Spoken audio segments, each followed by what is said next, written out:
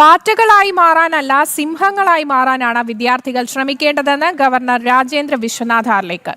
സ്വഭാവ രൂപീകരണമാണ് വിദ്യാഭ്യാസത്തിന്റെ ലക്ഷ്യം. ജന്തർ മന്തർ വിഷയത്തിലല്ല തന്റെ പ്രതികരണം എന്ന് പറഞ്ഞുകൊണ്ടായിരുന്നു ഗവർണറുടെ വാക്കുകൾ.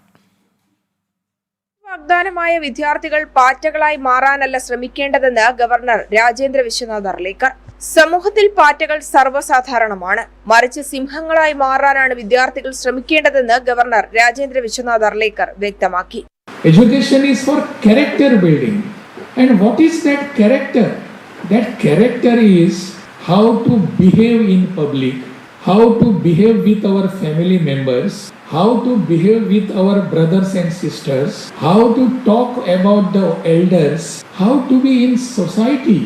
വിദ്യാഭ്യാസത്തിന്റെ ലക്ഷ്യം സ്വഭാവ രൂപീകരണമാണ്. സമൂഹത്തിൽ എങ്ങനെ പെരുമാറുന്നു എന്ന് നോക്കി പൊതുസമൂഹം നമ്മളെ വിലയിരുത്തുമെന്നും ഗവർണർ കൂട്ടിച്ചേർത്തു. അതേസമയം വിദ്യാർത്ഥികൾ നന്നായി പഠിച്ച് അറിവ് നേടണമെന്ന് കേരള സർവകലാശാല VC ഡോക്ടർ മോഹനൻ കുന്നുമേൽ പറഞ്ഞു.